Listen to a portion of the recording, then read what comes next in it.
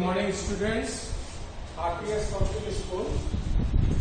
Students, for the point of view, as far as your test is concerned, pre-midterm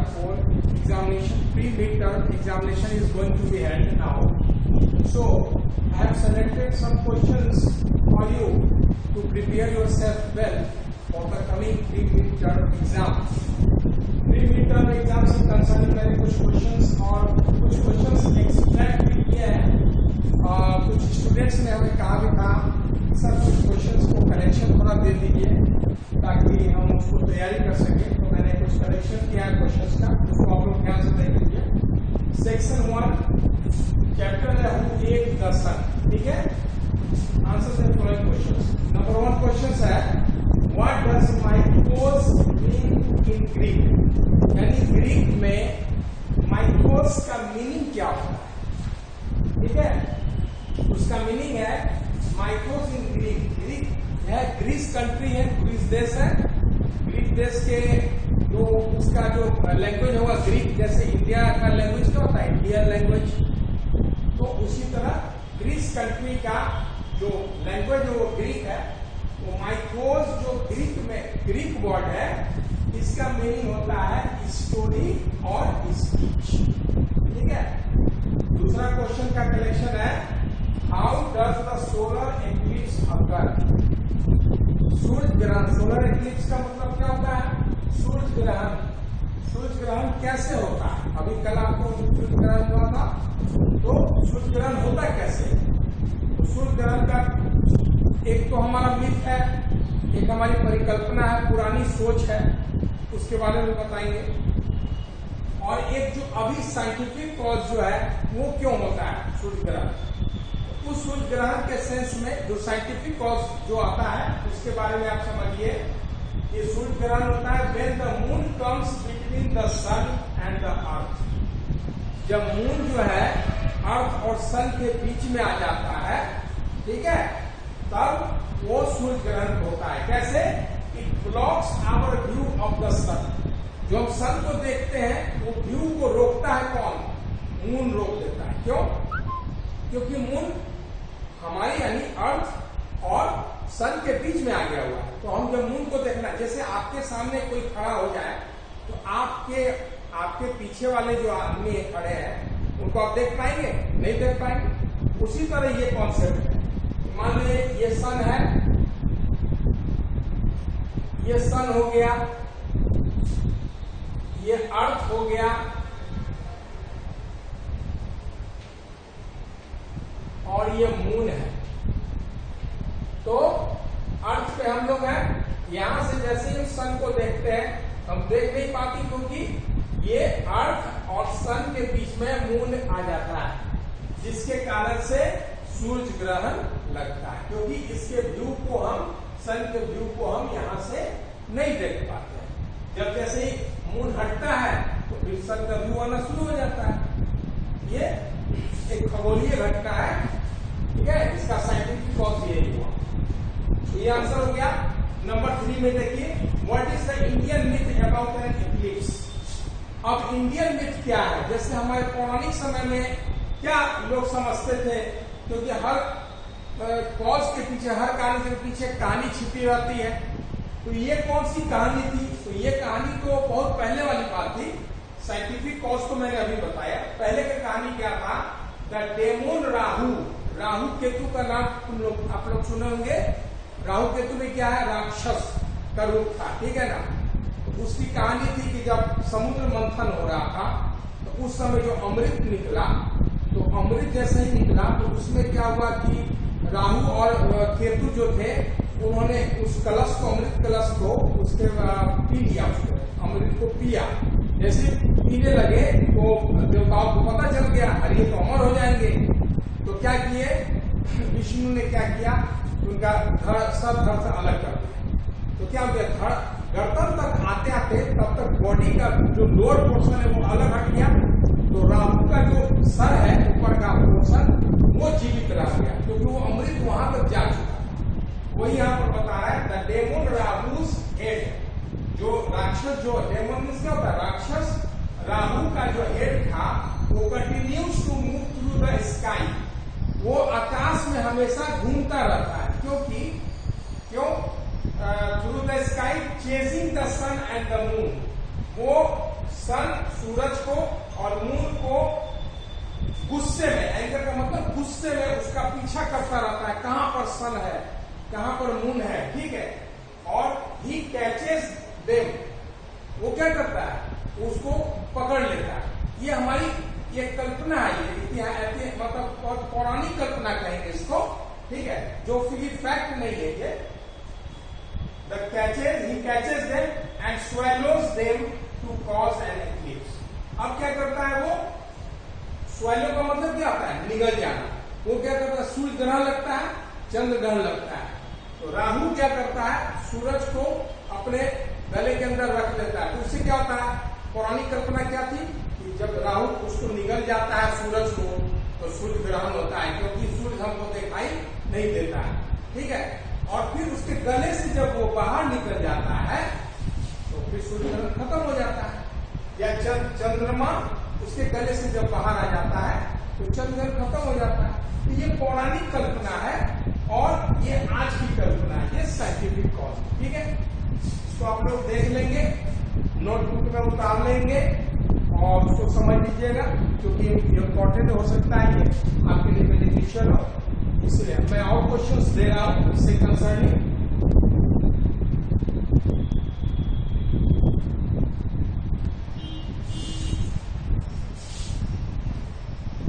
students, next question है आपके phone में, what did the people of Japan believe during the eclipse.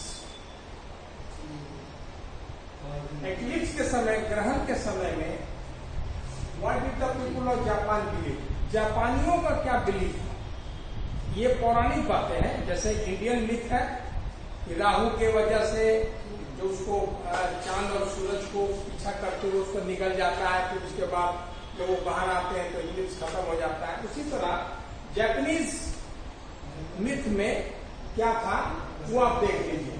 तो what did the people of Japan believe, यानी Japan के लोग क्या विश्वास करते थे ड्यूरिंग द एक्लिप्स, जब ग्रहण लगता था, क्या विश्वास था वो आंसर में देखिए। The people of Japan believe, Japan के लोगों को यह ऐसा विश्वास था that poison dripped from the skies, यानी पॉइजन जो है, पॉइजन आकाश से ड्रिप्ट फ्रॉम द स्काई, मतलब आकाश से टपकता है पॉइजन के रूप में, ठीक है, ड्यूरिंग एन एक्लिप्स, यानी जब ग्रहण लगता है, ग्रहण के समय में आकाश से जो है वो पॉइजन ड्रिप करता है, यानी टपकता है, ऊपर से आता है। और उस वक्त क्या होता है, so they took care to keep all their wells covered, तो अपने कुओं को वो लोग क्या करते हैं, कुआं को आप लोग जानते हैं, उसको आप लोग वो लोग कवर करते थे, यानी ढक देते थे। क्यों? जिससे कि वो पॉइजन उस कुओं में नहीं चला जाए। ये जापानी परिकल्पना थी।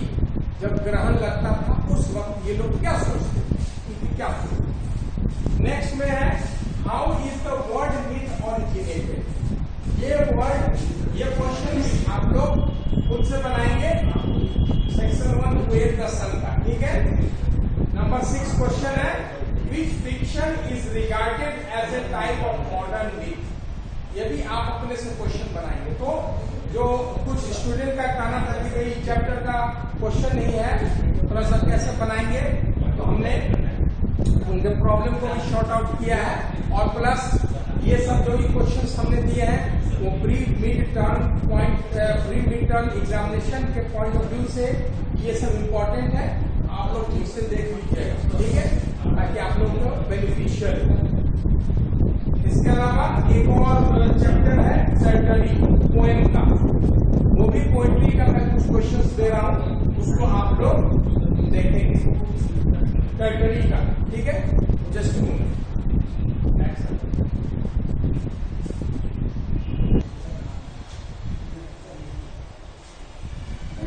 poem, a Tartary poem which is written by Walter de la Mare। इसमें पोएट अपने आप को एक लॉर्ड समझता है, एक राजा, एक इमेजिनरी लैंड का इतने भूभाग का। तो ये कुछ क्वेश्चंस आपको एग्जामिनेशन पॉइंट ऑफ व्यू से दिए गए हैं। How does the poet imagine himself in the Tartary poem? Tartary poem में पोएट यानी कवि अपने आप को क्या इमेजिन करता है, अपने आप को क्या कल्पना में देखता है? तो the poet imagines himself as a lord of Tartary which enjoys all kinds of luxuries in his life. Poet अपने आप को कल्पना किस बात का करता है? Himself as a lord of Tartary, यानी टर्टरी क्या एक भूभाग है, प्रदेश है, जिसका वो लॉर्ड है, यानी राजा है, एवरीथिंग है, ठीक है, मालिक है उसका, राजा है।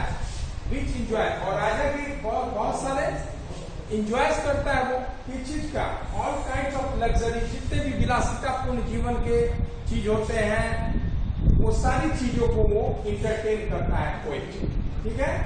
अब नेक्स्ट क्वेश्चन में हम इसी का कंसर्न देंगे, right a summary of Tartary. ये भी क्वेश्चंस इंपॉर्टेंट है, इसको भी आप लोग देखेंगे, मैं बता रहा हूँ, जस्ट ए मिनट।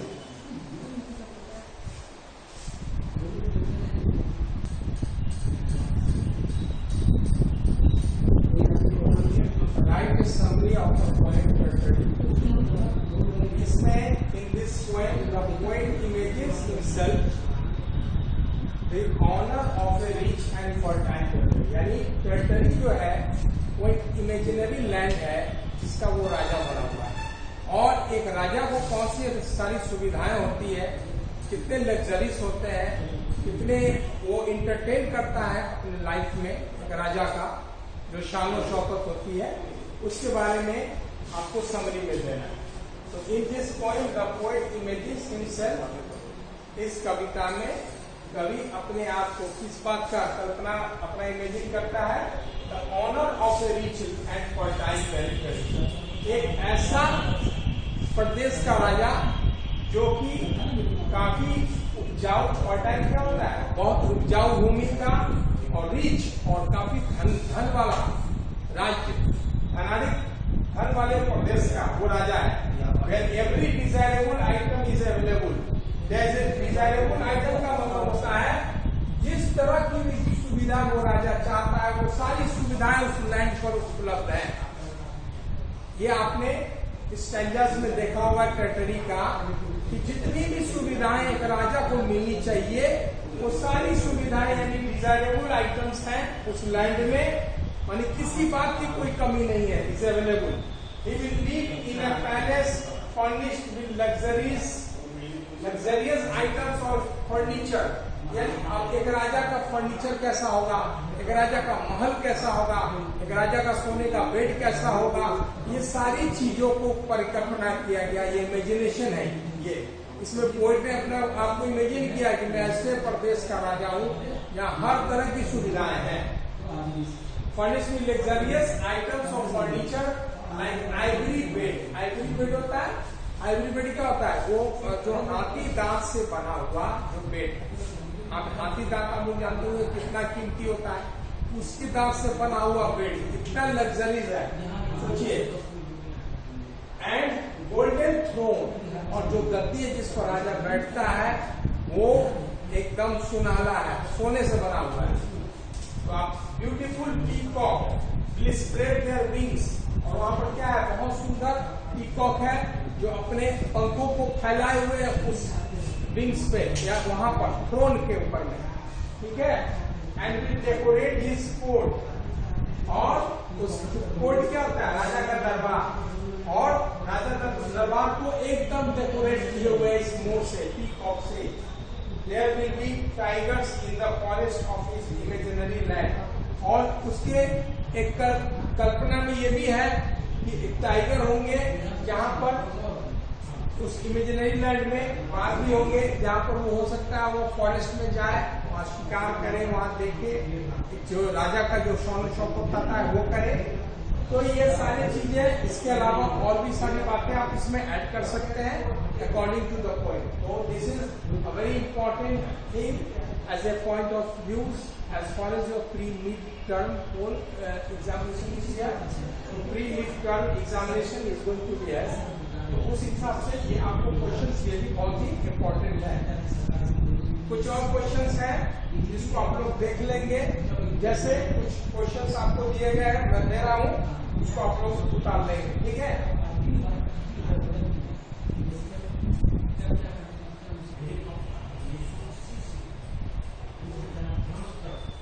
स्टूडेंट एक चैप्टर और आपका है द 1000 पेटल्ड लोटस। इसके कंसर्निंग 2 क्वेश्चंस आपको दिए गए जो इम्पोर्टेंट है, इसको आप लोग देख लीजिएगा। इसको खुद से आप लोग आंसर तैयार कर लेंगे, ठीक है। एक क्वेश्चन है how did king Vikram help the young man. Young man को किंग विक्रम ने किस तरह से हेल्प किया। और दूसरा है why did Prince Ajit they become jealous of king Vikram. और क्यों प्रिंस अजीत दे जो था वो किंग विक्रम से उसको ईर्ष्या होने लगी। तो ये दोनों क्वेश्चन आप देख लेंगे, उससे उसको तैयार कर लेंगे चैप्टर से। तो आपके परीक्षा के पॉइंट ऑफ व्यू से जरूरी है। Okay, till then good bye, best of luck all you students. I do hope you will do your best in the coming examination. Okay, thanks.